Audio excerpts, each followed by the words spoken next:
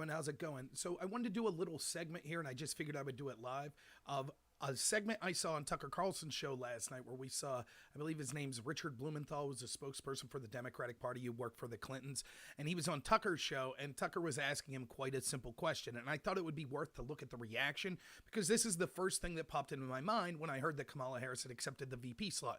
One, she basically accused Biden of being a racist and advocating for segregationist policies such as forced busing, or against forced busing, which she said was terrible because it affected her. She was that little girl. So she's working for a racist now, according to her own logic. But even more importantly, she came out and said that she believed Biden's accusers, and he would have to decide whether or not he wanted to run for president based on the accusations that he inappropriately sexually touched women and sexually assaulted women. There were at least 4 women at the time that had accused Biden of such, and Harris came out and said, I believe them. So the question is, how would you work for someone that you believe is a serial sexual assaulter? Now, let me be quite clear here, just like with Tucker Carlson. I'm not saying Joe Biden is guilty. In fact, I've given the same stance to everyone, Republican or Democrat. If you're accused of one of these, we should take the accusation seriously, but we shouldn't judge you as guilty. You're innocent until proven guilty.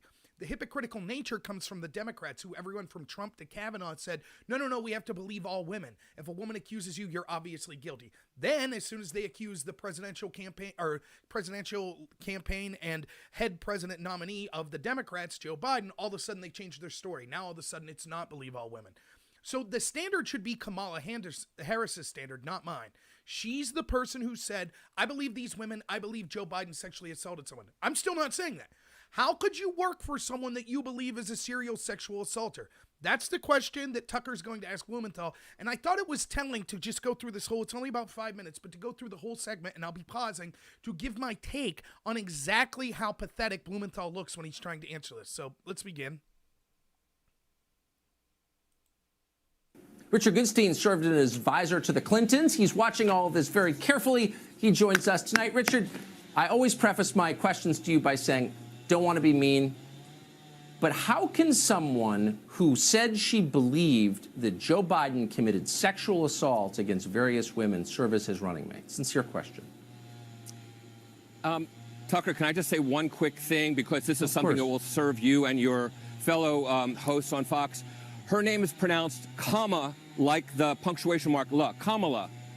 Okay? Seriously, I've heard every sort of bastardization. So what? That's how it is, Kamala. Okay. Well, but I think it's out of respect for somebody who's going to be on the national ticket. Pronouncing her name right is actually not. It's kind of a so bare I'm minimum. disrespecting her by mispronouncing her name. So here's the first thing you see. Notice how he deflects, because we have a serious claim. Kamala Harris said that Joe Biden was a sexual assaulter. She believed the women that accused Joe Biden. And the first thing he needs to do is say, no, you're slightly pronouncing her name different. Now, I could talk about this for an hour alone, how people like Blumenthal and people all over the Democratic media and the Democratic Party have treated Trump with no respect whatsoever. They call him all sorts of terrible names. They make fun of his skin color, make fun of his hair, make fun of everything he does, treat him with no respect. They grill him like they've grilled no president before, which I don't even mind.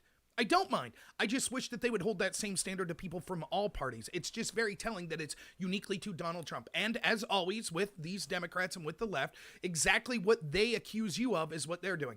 So they could call Trump whatever they want, but Trump, her name's Kamala, not Kamala. So out of respect for her, all of a sudden the respect matters. And this goes hand in hand with a letter that was sent from a bunch of abortion advocate groups such as Planned Parenthood and Narwhal and a bunch of others that sent a letter out last week saying, the person who will be picked as VP will be a female of color. Therefore, any criticism of her will be racism. And this is exactly the game they played with Hillary Clinton, by the way, and with Barack Obama. They take these groups that are separated by identity politics and say, it's a woman, you can't say anything about her. It's a black person, you can't say anything about them. Or it's bigotry or racism or sexism. Yet they had no problem going after Sarah Palin. They had no problem going after Herman Cain or Ben Carson, etc. So it's just a deflection tactic that we see from Blumenthal here. It's clear already that he has nothing to say about the question, why would Kamala Harris actively be the VP for someone she accused or believes is a sexual assaulter? He has no answer, as we'll see. Moving on. Unintentionally. So it begins. You're not allowed to criticize Kamala Harris or Kamala Harris or whatever Kamala. because Kamala Harris. Whatever. Okay, look, I unintentionally mispronounced her name, but I love the idea that she's immune from criticism. So let me restate my question, because on this show, nobody in power is immune from criticism. Our political leaders must be held to account. That's our job. And so my question to you remains the same. How can a person who said she believed Joe Biden committed sexual assault serve as his running mate? Simple, regardless of how her name is pronounced. And I will believe that you or others who are interested in politicians committing sexual assault are serious about it when they put a smidgen of the attention into Donald Trump grabbing people by the genitals. You're missing it. So here we see this is always the Democrat plan. They deflect. Oh, it doesn't matter what Joe Biden was accused of. What about what Trump was accused of? First, he's an incredibly obtuse person if he thinks that there hasn't been time spent on the accusation of Donald Trump. In fact, not only have we spent time on him, first off, the grab him by the P word thing was him doing locker room talk when he thought he was off camera. So many people that I personally know that have feigned outrage over that, I've heard say worse things in private, but I'm not like these scumbags, so I'm not going to out my friends that pretend, oh, I can't believe Donald Trump talks like that, while I've seen them actually say worse. But secondly, him just talking like this isn't evidence of him committing sexual assault. And they've spent so much time on every single one of the accusations levied against Trump, most of which weren't true. Meanwhile, they've been defending serial sexual assault accused, such as Bill Clinton, who was on Epstein's Island, and a litany of other Democrat donors, such as Harvey Weinstein and others, that they've constantly defended for. They've said that Brett Kavanaugh was guilty based on no evidence whatsoever, while they defended Keith Ellison, who we actually had police reports and photos of the victim of his crimes. There was not even proof that Kavanaugh was ever in the same building with Christine Blasey Ford, but we ran with that over and over and over, and they said that was reason to keep him off of the Supreme Court. So Blumenthal's flat out lying and deflecting here when he says, oh, no one's talked about Trump, and you need to talk about the accusations against Trump. Again, the question isn't, do we believe Joe Biden's guilty? Do we believe Trump's guilty? That's not the question. That's a deflection. The question is, Kamala Harris said she believes the accusers of Joe Biden. Why would she work for a person when she believes the accusers? That's the question. Blumenthal can't answer the question, so he deflects to, but Trump said grab him by the P word. That's their answer for anything. If they weren't hypocrites and they did want to go after Trump for that, they would say, fine, we'll go after Trump for that. And we're also going after Joe Biden for being a sexual assault, someone who's been incredibly accused of sexual assault. They're not, because they don't #believe all women. They literally use sexual assault as a political power bargaining chip. That's it. If you've been sexually assaulted, the Democrats don't care about you. You better hope you were assaulted by someone who leans to the right or leans Republican. Then they'll champion your cause. But otherwise, they'll bury you. And we see that exactly with people like Juanita Broaddrick, who had been talking about being raped by Bill Clinton for years and was drugged through the mud by the same media that now is feigning interest in the Me Too movement when it's directed at Donald Trump. So let's see if Blumenthal gets to actually answering the question. Totally missing it. On this show, hold on, I defended Joe Biden. I don't think the accusations are real against him. I'm like the only conservative on TV who said that. Exactly. So I am not attacking Joe Biden. I'm on the basis of that. I'm attacking him for his ideas, which are wrong. Joe Biden was attacked by Kamala Harris, and if she sincerely believed that, how can she serve as his running mate? It's really simple. It's got nothing to do with Trump. Yeah. Kamala Harris said about Brett Kavanaugh and everybody else, what matters are the facts. And the facts in this case are that the one witness who accused Joe Biden. That's a lie. That's not what Kamala Harris said. In fact, she said over and over, as did Cory Booker, which I've talked about many times on this very channel. She repeatedly said what mattered wasn't the truth, but it was Christine Blasey Ford's truth. And if we do want to say, no, it's just about facts, can you show me the facts again that Kavanaugh ever was in the same building with Blasey Ford? The only material witness, a friend of Blasey Ford, who she said was witness and was the only person that could verify that this happened, actually said that Ford was wrong, that she made up this story. And then Ford's allies, including Democrats, went after that witness and told her, if you don't change your story, we'll attack you. This should be one of the biggest stories that show that the people connected to Christine Blasey Ford actually don't care about women. They threatened to ruin a woman's life that wouldn't lie to buttress their person's story. That's outrageous. There were no facts whatsoever. Show me the facts. Show me the facts that Kavanaugh did this to Blasey Ford. I'll wait. What are the facts? Blumenthal's a flat out liar. Now all of a sudden Kamala Harris is like, no, there were facts against Brett Kavanaugh, but not against Joe Biden. Ridiculous. Absolutely ridiculous. They had no facts in the Kavanaugh situation. They said it was up to him to prove that he was innocent. Guilty until proven innocent. Now all of a sudden, she first said the accusers of Joe Biden must obviously be right. Now, as soon as it benefits her politically, oh, no, the facts have changed. What facts? It's absolutely ridiculous. But let's listen to what Blumenthal has to say here.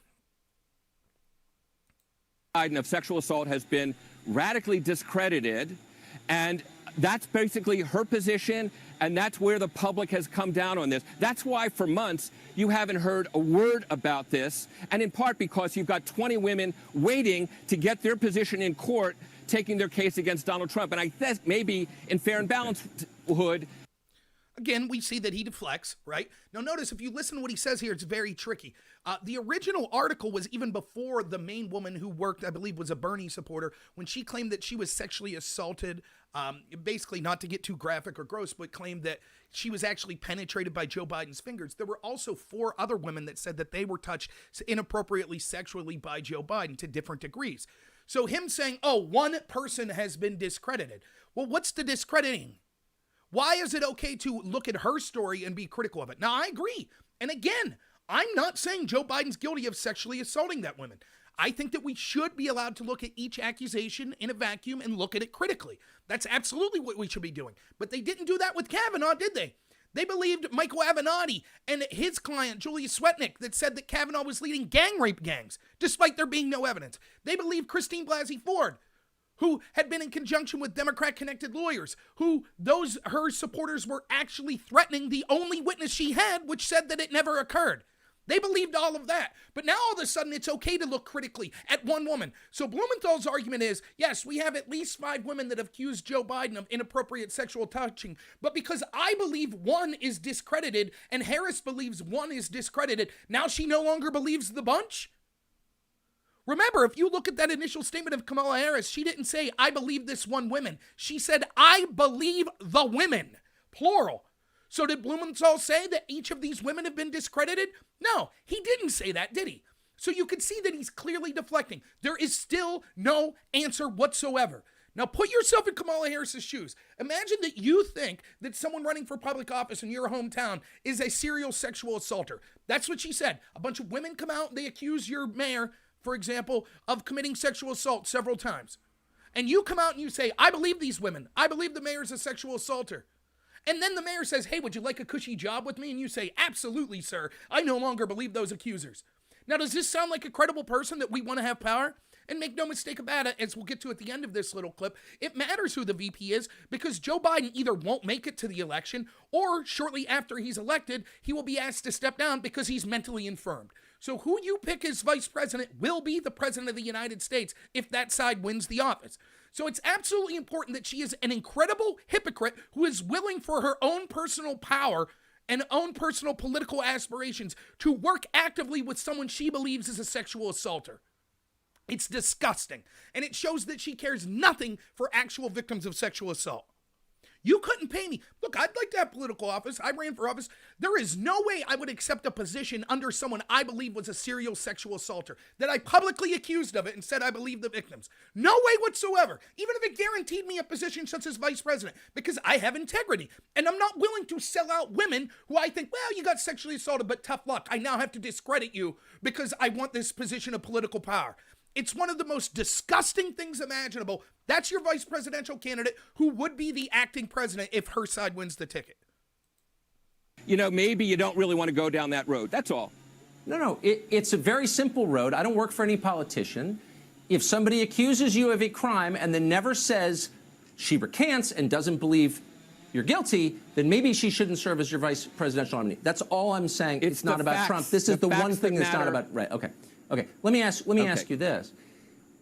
And again, not to re-hit the same point, but he says it's the facts. It's the facts that matter. That is the exact opposite of what every Democrat with position in a position of power and with a voice that you could hear on the media was saying about during the Kavanaugh hearings. The accusation was all we needed to hear. Oh, he shouldn't be appointed to that office because that accusation's so serious. But now with Joe Biden, it's the facts. We need to look at the facts. It's okay to look at women and try to discredit them if they accuse a Democrat. Now, if they accuse a Republican, then hashtag believe all women. It's so cynical and disgusting. And by the way, this is what they do with every single issue. Every single one. All of their faux moral outrage about Black Lives Matter and about social distancing and about masks, every single time they're willing to give up those principles as soon as it benefits them politically. Every single time. Don't believe me? If your mother would have passed away in the past 2 months, you would have probably had a difficult time having a service for her. But if John Lewis passes away, all of a sudden their social distancing measures don't apply. Me too, if it's a Republican or if you're accused, believe all women. But if it's a Democrat, all of a sudden they don't believe them. Black Lives Matter and stuff. Oh, it's always good. We always have to accept it's peaceful protesting. When they're out killing 5-year-old boys and when they're out there looting places like in Chicago, oh, that's different. That's okay. That's acceptable. But you can't go to work. Every single issue. They're willing to, I said this. I said that even though I'm a Republican, I would have considered voting for Democrats, especially at the local level, before the two things that happened that changed my mind that I could never vote for them again until they completely changed their leadership was the Kavanaugh situation and the Covington kids. Because both of those situations were them saying you are now guilty until proven innocent in America. But predictably, that only applies to the right. It only applies to their political enemies. This man is disgusting. Kamala Harris is disgusting. Name 3 things that Kamala Harris sincerely believes, issues on which she will not change her view, policy issues, if you would. Right. Yeah. Just as a baseline. A fundamental thing. So Joe Biden is running for president. It's his positions.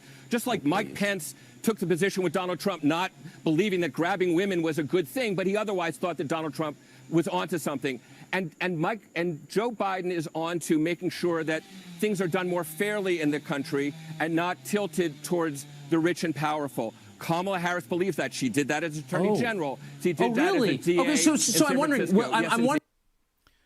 So that's not answering the question whatsoever. And the accusation that Tucker's getting to is the fact that Kamala Harris is the type of person that will, just like Elizabeth Warren, all of these Democrats that were in the running, all of them, they don't have principles.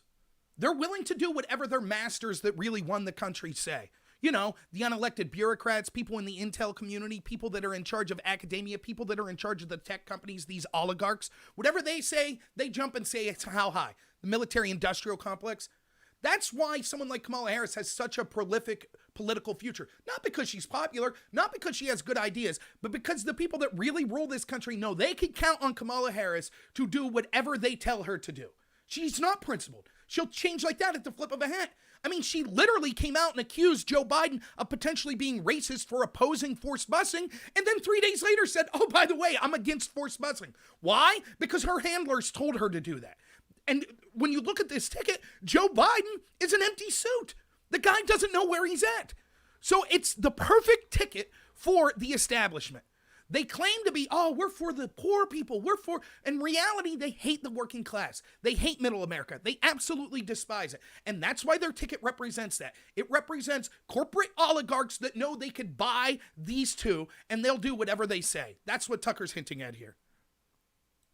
Will they get rid of the carried interest loophole that allows private equity moguls to pay half the tax rate that the rest of us wage earners pay? I don't see them eager to do that. If you wanted to make the country fair, you would change the tax code. But they are servants of Wall Street, so they won't. So the lecture on fairness is a tiny bit nauseating. No? Actually, I think they're talking about changing the tax code to tilt it toward the middle class and away from biasing it towards the rich. And if carried interest is part of that, I think that'll get swept up in it. If it's part of that, it's a scam, and everyone knows it's a scam. But of course, they never will because their donors are. How can a ticket supported primarily by the tech moguls and Wall Street fight for economic fairness? Sincere question. Tucker, Donald Trump had the House, the Senate, and the White House for 2 years and did nothing against carried interest. And you're complaining about Joe Biden's position on it? He should have. Yeah, no. Now, again, look what's happening. Tucker says, can you name me 3 positions that Kamala Harris has, principal positions she has? And he goes, oh, she wants economic fairness. Her and Biden want economic fairness for like poor and middle class Americans. And Tucker's like, oh, okay, so they're going to get rid of the carried interest loophole? And he's like, yeah, maybe they'll get around to that. And he's like, but wait a minute, aren't their biggest donors these tech oligarchs?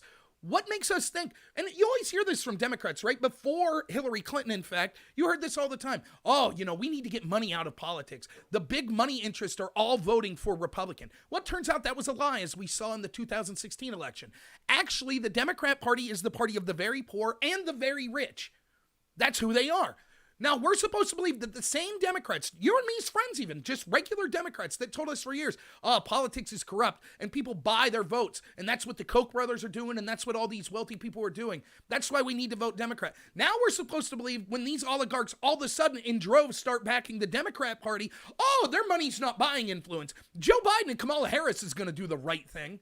You think it's any accident? I have no love for Bernie and his socialist policies, but do you think it's any accident they couldn't wait to get him out of the picture? Of course not. They want people they can control. This is the ticket of the wealthy oligarchs. There is no way that people like Zuckerberg, who are so concerned with money, and Jeff Bezos, that are so concerned with money, are actively donating and doing everything they can to help the Democratic Party, thinking, hey, the Democratic Party is going to take all my money away. It's not going to happen. Period. Hold on. I know you want to make everything about Trump. We spent a lot of time talking about Trump in the American media. Today, Joe Biden chose Senator Harris of California as his running mate. You said her main commitment was to fairness. It's clear that the tax code is not fair.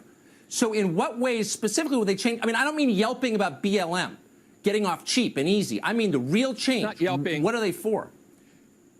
So it's not yelping to be for tax fairness, to be for racial justice. Most people in the country don't think our president supports racial justice. It costs Kamala Harris's donors.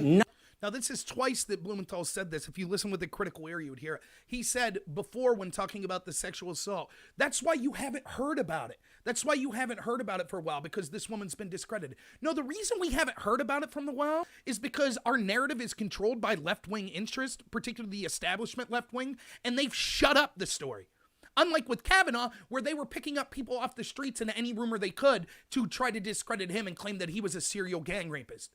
That's why we haven't heard of it, because you control the story. And he said, I think the American people will see it that way. What does that have to do with whether or not it's the truth? And this is something you see often with the left. Because they control the narrative, they're then able to say, oh, well, see, this is what's being reported, so therefore it must be true. I don't care what the American people end up actually thinking about whether or not it's okay for Kamala Harris to say, I'm working for someone I accused of being a serial sexual assaulter. Maybe Americans will be all right with it. That doesn't make it morally justifiable. I don't care. Now, of course, if the Americans are okay with it and vote that way, so be it. But the reason they're going to be okay with it, if they are, is because the narrative has been controlled by sycophants and hypocritical people that are willing to use alleged sexual assault as a bludgeon to go after their opponents, because they don't care at all about real sexual assault survivors. At all. They're willing to discredit them as soon as they think it'll harm themselves politically. So then again, he says, I think the American people will see that, the American people, blah, blah, blah, racial justice. Yes, of course, the American people have a certain opinion on what Black Lives Matter is, because the media and the academia and the entertainment industry and Silicon Valley have done everything they can to bury the truth, that these are extreme leftists who believe in dismantling structures such as the nuclear family and are actively encouraging Marxist politics and terrorism, such as riots, looting, and things like that. That's the truth. So what's Blumenthal? See, you see what they do? They control the narrative and then say, well, the narrative says X, therefore it must be true. That is irrelevant. And Tucker's right and is going to hammer him here on the fact that what these corporations do, as I've been saying since March, they put up a sign that says Black Lives Matter and then continue to screw over American citizens, including black people. Places like Chase Bank can criminally, in some cases, prejudice against black people with predatory loans, but they don't get their store burned down. Why? Because they put a sign up that says Black Lives Matter. And if you're someone who cares about the inner city, which I do, you ought to be outraged that people in these corporations are just paying lip service saying, as long as I say Black Lives Matter, I can continue going on apace like nothing's changed. It's absolutely disgusting and will ensure that nothing positive ever changes for the average American or for Americans in inner city in particular. Nothing to talk about racial justice. It would cost them something if they stop getting special carve-outs from the Congress. Will they work to change those? Joe Biden is the nominee. There's a reason that black voters overwhelmingly voted for him in the primaries and support him in the polls, because he is clearly for racial justice, and so is she. That's not even questionable. I'm surprised that you... Right. Do you see? Because blacks tend to vote Democrat, which that's fine. That's their choice. Therefore, the Democrats clearly care about black people. That's why the Democrat-controlled cities are, according to Black Lives Matter, systemically racist. Huh, isn't that odd? I'm glad to hear that, though, Blumenthal. Apparently, no doubt, Kamala Harris, who, bragged about arresting black people for smoking weed, something she admits to doing, and bragged about, arresting black people for truancy and things like that. Oh, no, she clearly cares about black people. She clearly cares. I mean, she changed her position this year, so clearly she cares about black people. It's so ridiculous that we have to believe this crap. Yes, we know you control the narrative. You have convinced black people that the Republicans are racist and the people that disagree with the Democrats are racist. It's not helping black people, particularly in the inner city. Their policies are devastating the inner city. And just because they vote for you doesn't prove that you care about them. Heck, I could say the same thing about Republicans. It would be outrageous for me to say, clearly my representative cares about middle America and rural Pennsylvania because rural Pennsylvanians voted for him. Outrageous. They voted for him because they bought into the crap and the lies that they told, and we see over and over the Republican Party could care less about middle America. So this is such a ridiculous argument. If they really cared about helping inner city blacks, then they would be doing something to help them financially and going after these carried interest loopholes and other corporate, all these corporations that are devastating these inner cities. But they're not. All these corporations say they care, but they're not giving up their money, right? They're not advocating policies that would harm themselves financially to make up for the racial inequity, are they? Nope. It's just another advertising campaign for them to get more money and more power. That's kind of what I'm talking about is the thing that nobody ever talks about, which is economic justice. All of this is a cover designed to keep us from talking about it, but I'm going to talk about it because I think it matters, and these are the candidates of business, period, unfortunately. Richard, great to see you. So there you have it. There's no answer whatsoever that was given to the central question. Why would Kamala Harris believe sexual assault accusers of Joe Biden and yet still work for Joe Biden as his vice president? That makes you an immoral person. And I see this in life a lot. I see the people that shout the loudest. I believe in the Me Too movement. This is a patriarchal society. Rah, rah, rah. As soon as it personally affects them, as soon as they have to take a risk, hey, I've had this happen to a group of people I know, some of the most left-wing people I know. I had them tell me, we're aware of actual rapes that occurred in this community. I said, my goodness, you just heard rumors or you're aware? Oh, no, we know that it's happened. Well, why haven't you called the authorities? Well, I don't want to jeopardize my job. I'm here to tell you as someone who's never made more than $15 an hour until this year, and I'm barely making that, who's lived paycheck to paycheck my entire life. If I had to give up my job tomorrow because I took a stand to help an actual rape victim, I would do it in a heartbeat. But these people that claim to be your moral betters, people like Kamala Harris, as soon as it helps them politically, they're like, oh yeah, those sexual assault people that I believe that said Joe Biden sexually assaulted them, screw off. I want to be vice president. So tough luck. Sorry about your assault. That's what Kamala Harris thinks. Now all of a sudden it's okay to bury those women as soon as it benefits her politically. And the only reason she stuck up for those women in the first place was because she made a calculus that it would help her politically. Oh, Joe Biden's going to be running for president, something I'm doing? Then I'll bury him by pretending I care about sexual assault. Oh, now Joe Biden's picking me as vice president? Then I'll bury the women that accused him of sexual assault. And these are the people that tell you they care about sexual assault. They don't. And if you're a woman out there or a guy who's been a victim of sexual assault and you think that this party cares about you, the way they've weaponized it, disgusting. I'd rather have a party not even talk about it than only talk about it when it is advantageous to them politically.